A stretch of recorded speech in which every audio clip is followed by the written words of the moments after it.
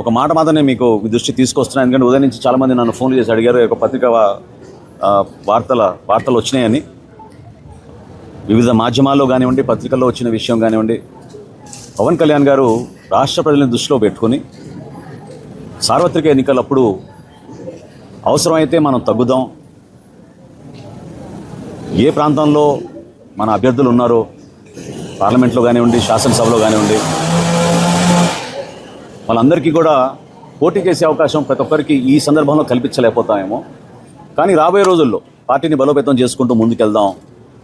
2024లో జరిగిన ఎన్నికలు మాత్రం ఓటు చిల్లనివ్వం అనే మాట ఆయన ఇచ్చినందుకు దాన్ని గౌరవించుకుంటూ ఎక్కడ కూడా పొరపాటు లేకుండా ఆయన నిలబడ్డారు.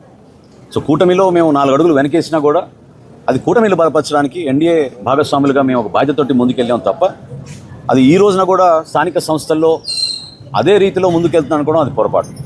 కాబట్టి జనసేన పార్టీలో ఉన్న మా నాయకులు, కార్యకర్తలు వివిధ ప్రాంతాల్లో మేము పర్యటించిన వాళ్ళందరికీ కూడా రాబోయే రోజుల్లో కూడా మీకు పోటీ చేసే అవకాశం కల్పించడానికి కోసం తప్పకుండా మీ నాయకత్వం బలోపేతం అయ్యేటట్టు మీరు క్షేత్రస్థాయిలో పర్యటించండి, నిలబడండి. పవన్ కళ్యాణ్ గారు కోరేది కూడా ఒకటే, యువత ముందుకు రావాలి, మహిళలు ముందుకు రావాలి, రాజకీయంగా అందరికీ మనం చక్కటి అవకాశం కల్పించాలి. అటువంటి అద్భుతమైన ఒక వేదిక కష్టపడి జనసేన పార్టీ నిర్మాణం చేసినప్పటి నుంచి కూడా ప్రజల పక్షాన్ని నిలబడి పోరాటం చేస్తూనే ఉన్నారు. కాబట్టి అప్పుడు వర్తించిన ఫార్ములా ఈరోజు కూడా వర్తిస్తుందనే వార్త ఈరోజు వచ్చింది. అది కరెక్ట్ కాదు. మననే మాకు ఎన్డీఏ సమన్వయం చేసుకుంటూ మీటింగ్ చేసుకున్నాం.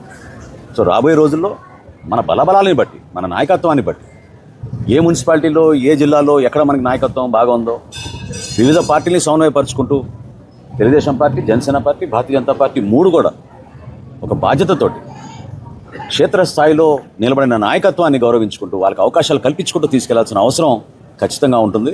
కాబట్టి సార్వత్రిక ఎన్నికల్లో జరిగిన సందర్భం, ఆ సమయం, ఆ రోజు మా పార్టీ అధ్యక్షులు పవన్ కళ్యాణ్ గారు తీసుకున్న నిర్ణయం రాష్ట్ర శ్రేయస్సు దృష్టిలో పెట్టుకుని, ప్రజల గురించి దృష్టిలో పెట్టుకుని, జగన్మోహన్ రెడ్డికి ప్రభుత్వాన్ని మనం వ్యతిరేకించాలంటే ఓటు చిల్లనివ్వకూడదనే ఆలోచనతో ఆయన తీసుకున్న నిర్ణయం అది ఆ రోజున.